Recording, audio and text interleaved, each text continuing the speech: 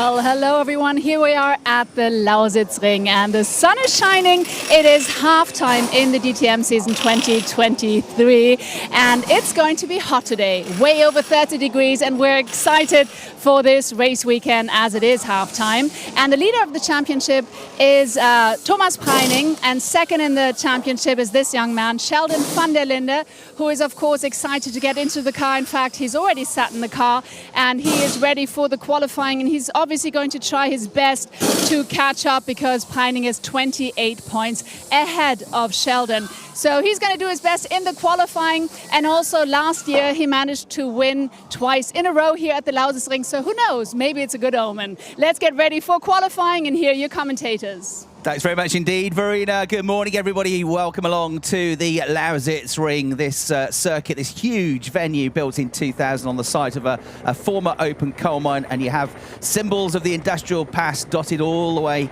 around the circuit like a real-life museum here. It's a huge complex. It was built originally for IndyCar racing when IndyCar racing came at the start of the century for a couple of years, briefly into Europe. The circuit that we're using today uses parts of the tri-oval and parts of the infield, so just under 3.5 kilometers long. They drop down into first gear, the slowest corner on the lap, a real pinch point as we saw in 2004, where it's pretty easy for cars to come together as they de-accelerate from 250 down to just 55 kilometers an hour. René Rast has been a winner here, as Verena said, but rolling over here in his Audi in 2018, 5 years ago, as he dug into the infield grass following contact. And we had the closest ever finish in the history of the DTM here in 2020. Nico Muller and René Rast crossing the line, split by just 83 thousandths of a second.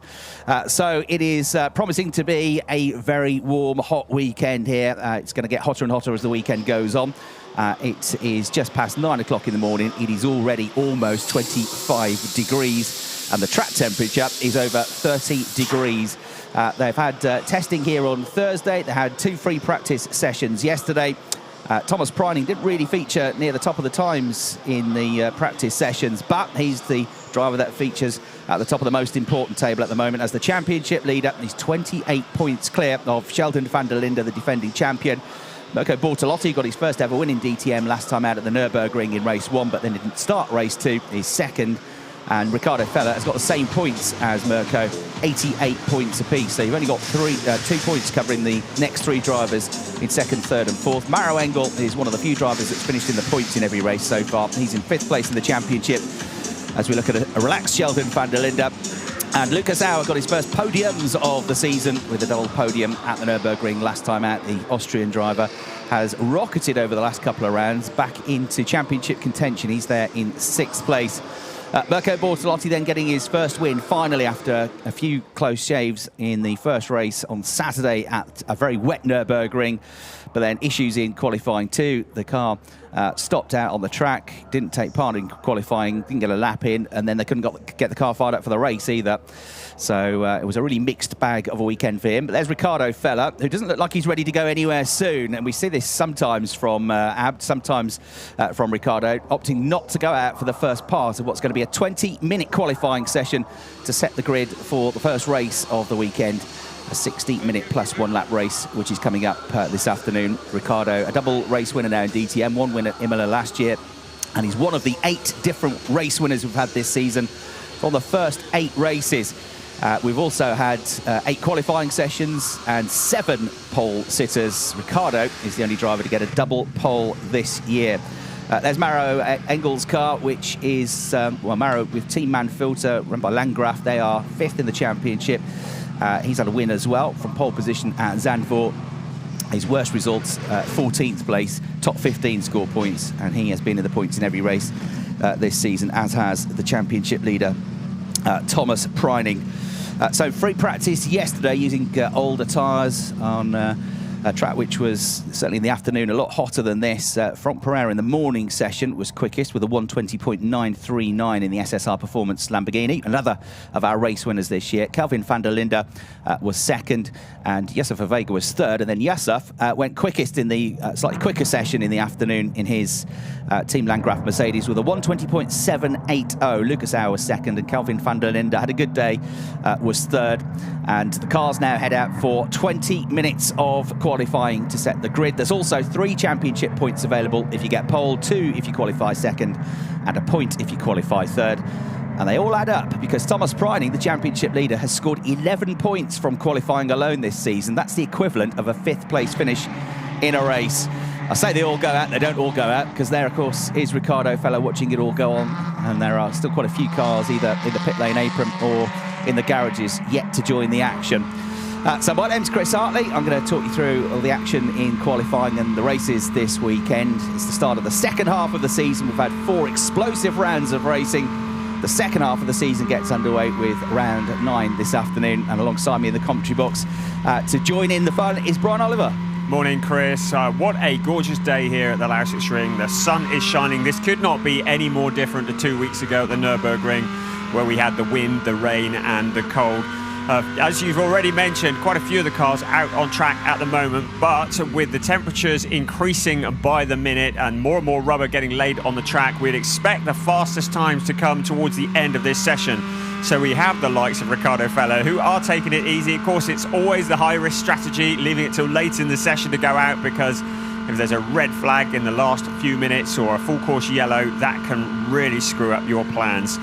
But it's going to be an exciting 20 minutes, make that 18.5 minutes. We ride on board with the newest hero and the newest winner in DTM, Max Powell in the Grasser Racing Lamborghini. He stole the headlines everywhere I've looked in the last fortnight. Everybody's been talking about Max Powell, so he's got a bit of pressure on his shoulders. Yeah, 8th different race winner, coming in just for the first weekend at the Nürburgring. He'd been in the DTM for a weekend 2 years previously at the Red Bull Ring, but came in and scored a famous victory, the first ever in the championship for the Grasser Racing team, Gottfried Grasser's team, the Austrian squad. And he's concentrating on competing in GT Open this year, Maximilian Powell, in which he's running in the top 5 in the championship. But they've persuaded him back for another one here. I don't think he'll be able to take part in any more this year because they clash with his GT Open commitments. But he can come here, and it's a great place for him to come, Maximilian Powell, because this is his home circuit. He comes from just down the road, around about 60-70 kilometres away, as Kelvin van der Linde gets the G up from his race engineer. Kelvin almost won a race here in 2021. He was leading with 7 laps to go. He looked comfortable, and then coming out of turn 1 on a different configuration of the circuit that we used, the engine randomly cut out, electric problem. He got it restarted, rebooted, but dropped out of the race lead. I think he dropped to 4th or 5th, but managed to get himself back up onto the podium. But that's sort of systematic, really, or emblematic of his luck that he's had here at this circuit over the years. And really the luck that he's had this year has been really quick at every round this year, but the luck hasn't quite been with him, and it certainly was against him with 2 first corner incidents last time out at the Nürburgring. Well, a lot of the drivers that went out have come straight back into the pits, just done a recce lap. There you can see the bright green Mante EMA Porsche of Dennis Olsen, the Norwegian. And there is one of the drivers that came in at the Nürburgring and will be doing the rest of the season with us, young Sandro Holtzum, a protege of Hans Bernskamp's team Project One, who've come into the DTM for the first time with Marco Wittmann. And Marco is very much mentoring young Sandro, who did well in his first weekend, scored points in the second race. So he's going to stay out and get some track action.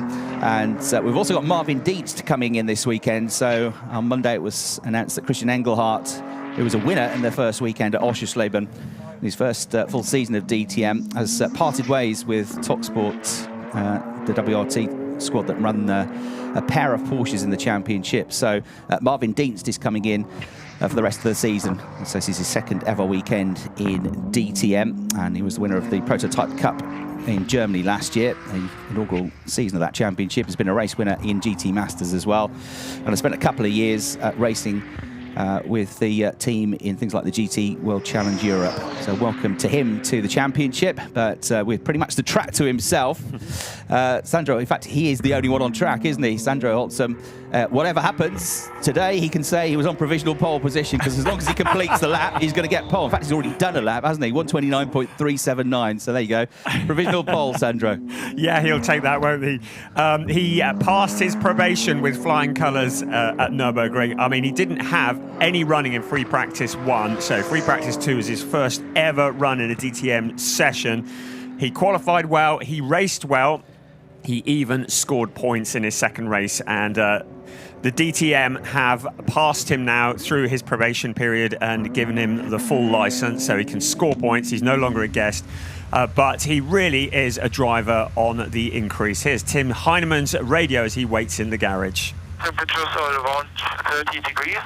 Pressures 1.36, 1.31, 1.43 and 1.41. And brake temperatures 300 on the front and 220 on the rear. The full course yellow test I couldn't do because on the exit I had cars behind me. And on the pit-in, I would have to sacrifice our warm-up procedure, so I concentrated on the warm-up.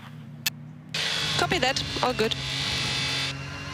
So Tim Heinemann there, going through all the data in terms of the track temperatures, what the tyre pressures are, and interestingly as well, what they're doing in terms of sacrificing a build-up lap. So he's the driver that finished second in the first 2 races at Oschersleben, led the championship after the first weekend, but hasn't been anywhere near the sharp end or the podium since then. And he's teaming up for the rest of the season, as I say, with Marvin Dienst in the squad, saying Duru's squad. Holzem then improves his time considerably on that lap, 121.625. We'll get a lot quicker than that, but that's a pretty decent start to proceedings. Super slow-mo of him.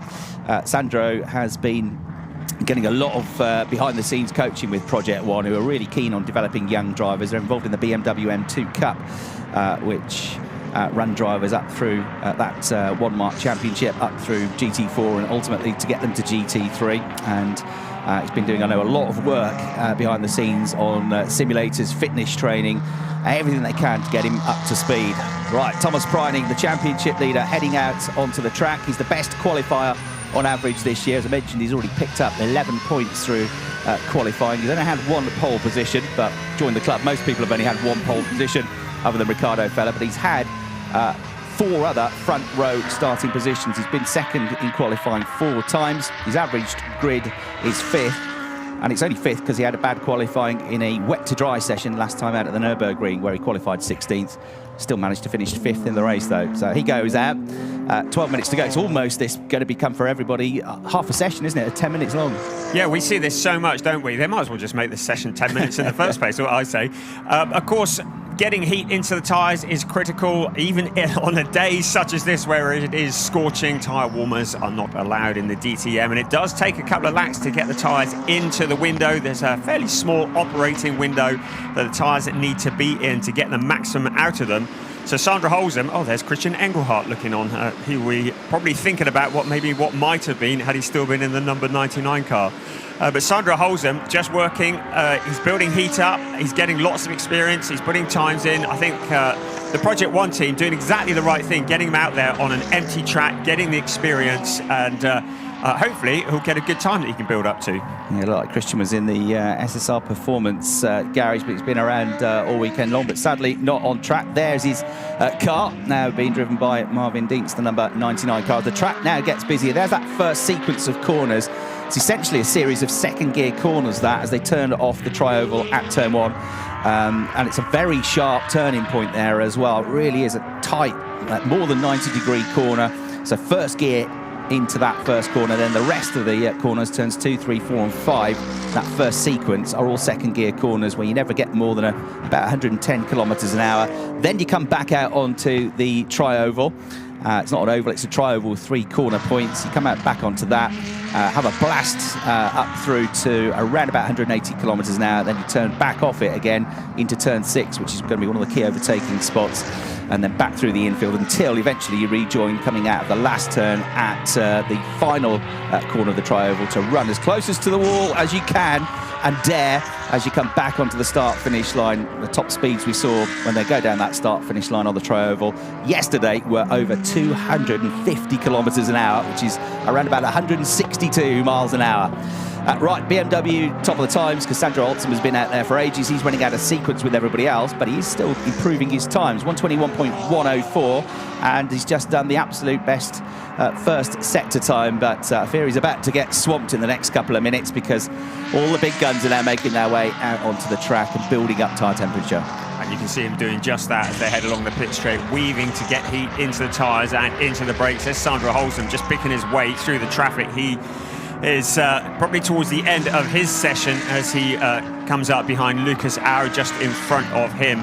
But that long pit straight you were talking about, they come down there at such high speeds, then the heavy braking into turn one. It's also slightly downhill, and we were looking at it yesterday when we were running the track, and you realise how tight it is. It's a great overtaking opportunity into turn one, but it's also a really, really tight turn, isn't it? It is, yeah. 121.10, slightly quicker, 4 thousandths quicker than his previous best. So Sandro Holzem gets to within, 4/10 of a second of the best time we saw in free practice yesterday.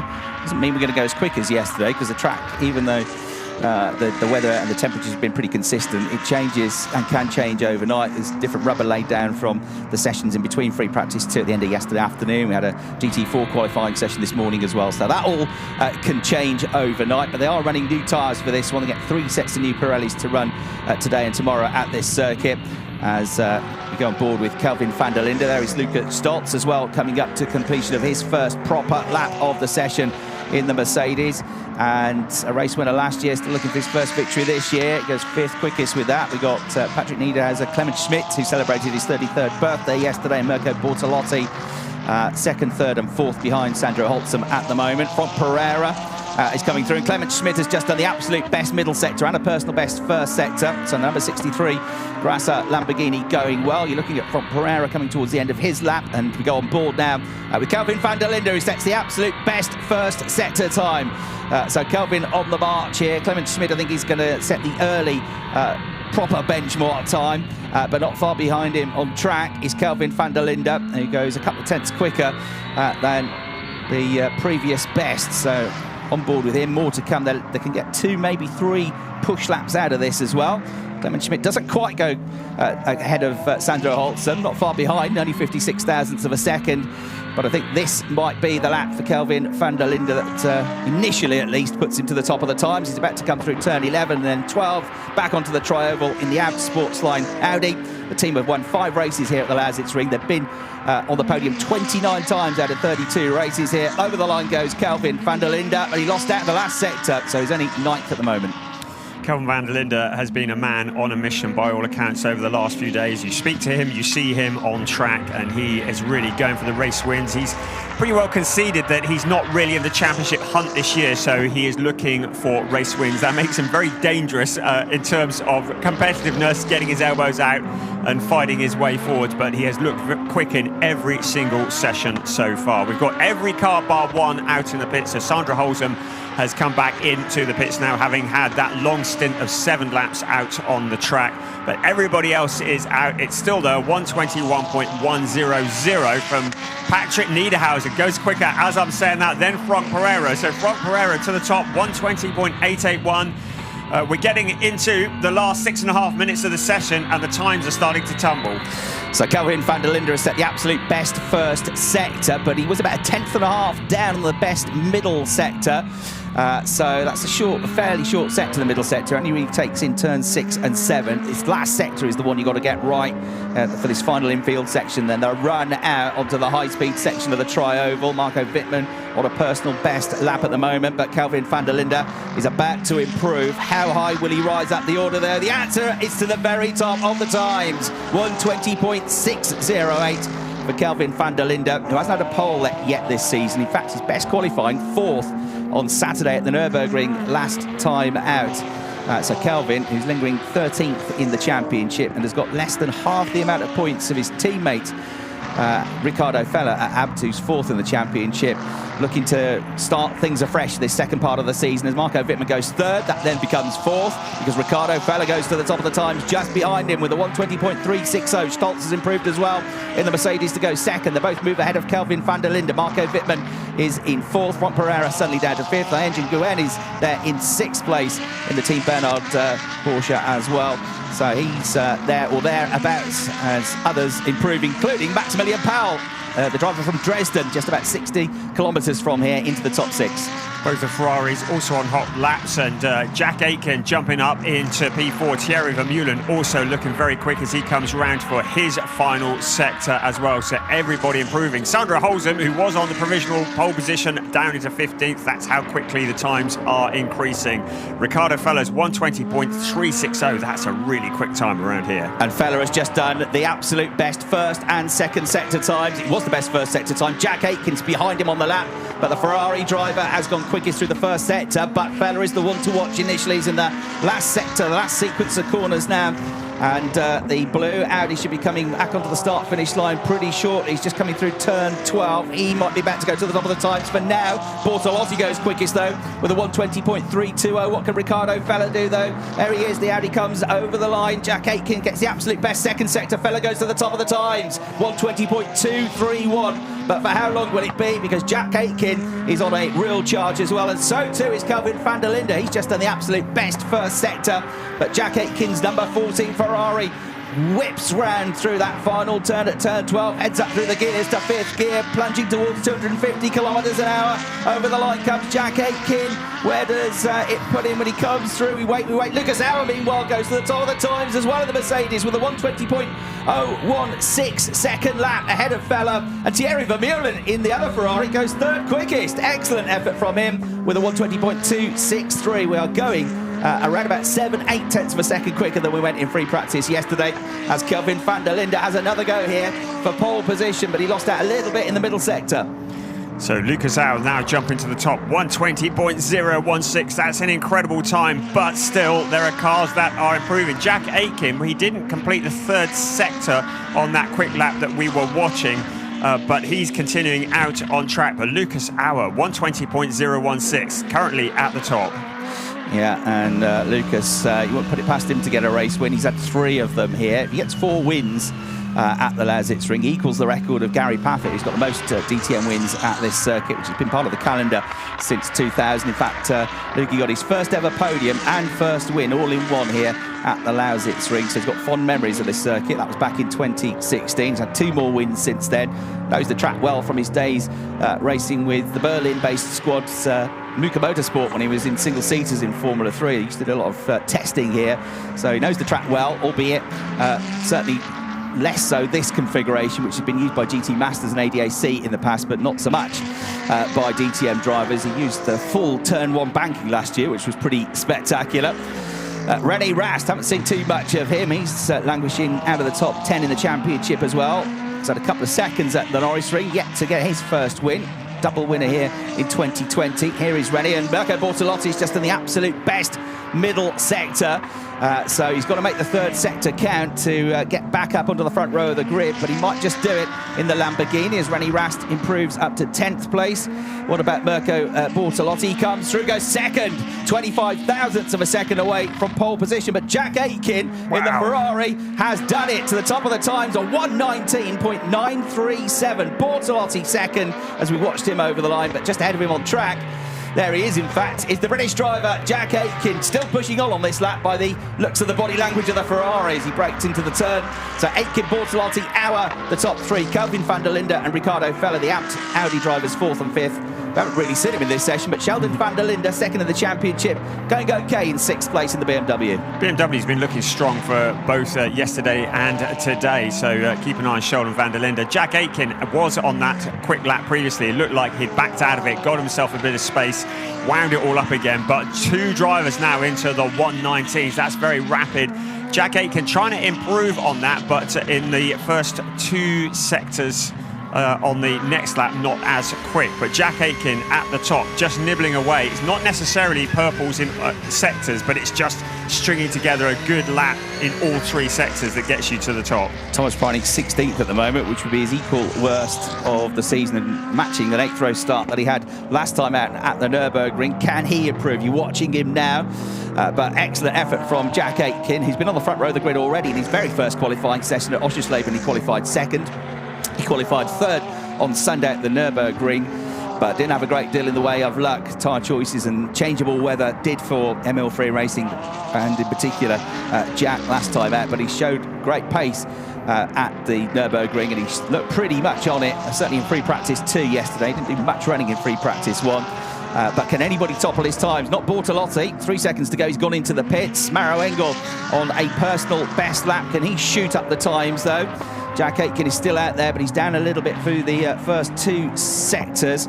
From Pereira's just done a personal best middle sector, but he was 4/10ths down in the first sector, so he needs a mighty final sector to improve. In fact, as he just got through to start another lap, possibly, as the flag came out. Aitken crosses the line, slower on that lap, but it doesn't matter for now because he's on provisional pole, and I'm not sure there's really anybody out there that is going to challenge him. So it could be an 8th different pole sitter from 9 qualifying sessions. It could be the first pole position for Emil Frey Racing as a team in the DTM, and of course it could be a first pole position for Jack Aitken. More and more take the flag. I don't think anybody's out there improving that's going to do it, so I think we can safely say he's got pole position, but you never know in DTM. Jaguar is still out there trying to push on and improve. Thomas Preining 16th, so another poor qualifying session. He hasn't looked to be up there in free practice either, so that's a bit of a concern. And the Porsche comes in to the pits as well, so that's not going to be great for him.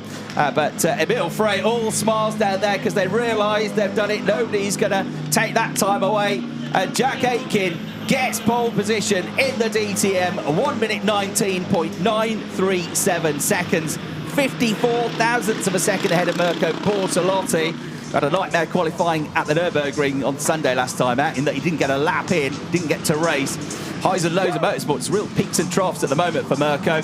Lucas Auer 3rd, Kelvin van der Linde 4th, his equal best of the season. Ricardo Feller 5th, and there you can see Sheldon van der Linde looking relatively happy, I would say, with 6th place. He's in the mix with a 120.248, and a mention as well for Thierry Vermeulen with his best qualifying in the other Ferrari, 7th place for the teenage Dutch driver, ahead of Clement Schmidt on his birthday weekend. Lucas Stoltz and Maximilian Powell there, all in the top 10.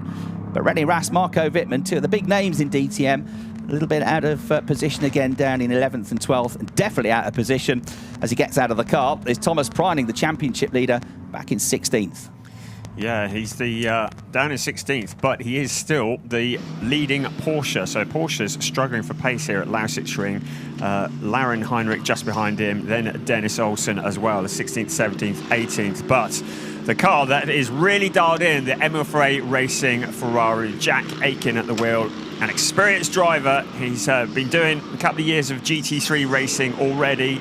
He's done a fair few laps around the Lausitzring, but this is wonderful, his first pole position in DTM. Yeah, a Formula 1 reserve driver for Williams for a number of years. Before that, for Renault, got to take part in 1 Formula 1 Grand Prix. That's the Kia in Bahrain in 2020. But concentrating on GT racing these days, and announced just a few days ago that he's going to be full-time in the IMSA Sports Car Championship next year. He's done some races with Cadillac. He's already been a race winner, and in fact double podium finisher this year in IMSA, and missed the 1 round of the championship at DTM. Looking a bit knackered is Kelvin van der Linde, all the sun's in his eyes, but I can't work out if he's knackered or whether he's emotional. I get the feeling that actually P4 is not what he was looking for, because he's been towards the top of the timesheets in every session, and he looks a little bit emotional, but potentially not in a good way. He was certainly, you can see a lot going on in his face, a lot going on with Jack Aitken there, mainly happipness, because he's got that pole position, and after Nürburgring, this is the real tonic that he needed. Looks like he's been for a sit down in an armchair. Doesn't look like there's a bead of sweat on him, does it? So well done to Jack Aitken. 83 thousandths of a second between the top 4 in qualifying. How about that? Jack Aitken, though, on pole position for the first time. Emil Frey racing with their first pole. Ferrari, the only brand yet to get a race win this season. Can Jack Aitken change that this afternoon? Mirko Bortolotti gets a championship point, closes the gap down to 27 points with that second place. Lucas Auer in third, then Kelvin van der Linde, Ricardo Feller, Sheldon van der Linde, Thierry Vermeulen, Clement Schmidt, Lucas Stoltz and Maximilian Powell all in the top 10.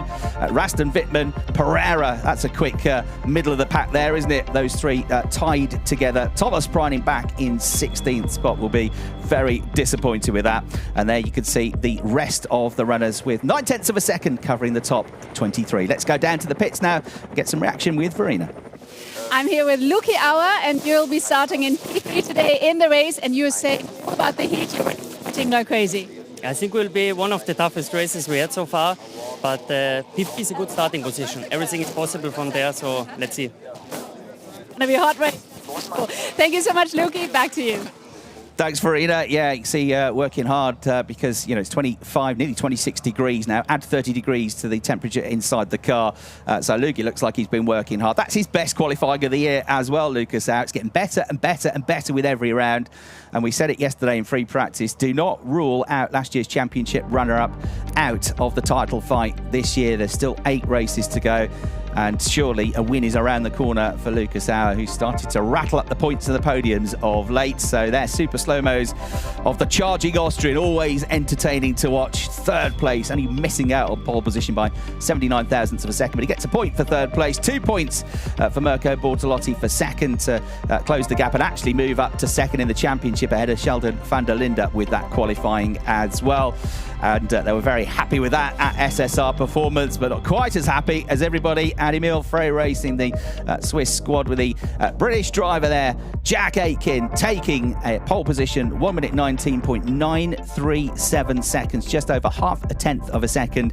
And it's not even the closest gap we've had in qualifying this year. That's how competitive it is in DTM 2023. So a lively session, really, which only properly lasted for 9 or 10 minutes by the time everybody got out there and went for it. And Jack Aitken pulling out just about the perfect lap to snatch that pole position away from Mirko Bortolotti. So he will be hoping that this time, unlike the Nürburgring, a good Saturday, a good qualifying in the mornings can be converted into some much needed and well-deserved race results. Reddy Rast still smiling there, coming towards you despite qualifying out of the top 10. Lauren Heinrich in the background, heading back to his garage after getting his first podium last time out at the Nürburgring, but he's back in 17th place. There's some quick drivers out there.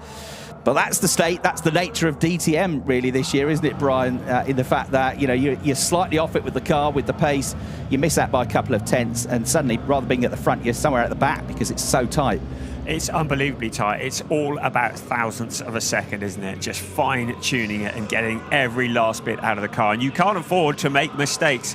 Lucas Auer, just to remind you, he will be starting with an extra 5 kilos in the race this afternoon, and that's a success ballast as a result of coming third at the last race at the Nürburgring. Lauren Heinrich will have 10 kilos on board.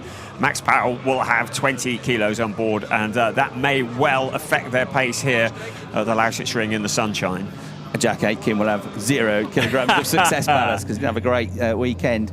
There is Maro Engel heading back, not looking on top of the world, it has to be said, but he finds a way, doesn't he? He's such an experienced driver. He finds a way in the races, even if qualifying doesn't always quite go according to plan. In fact, Maro Engel's qualifying of late has been a little bit off. His qualified average this year is 11th place.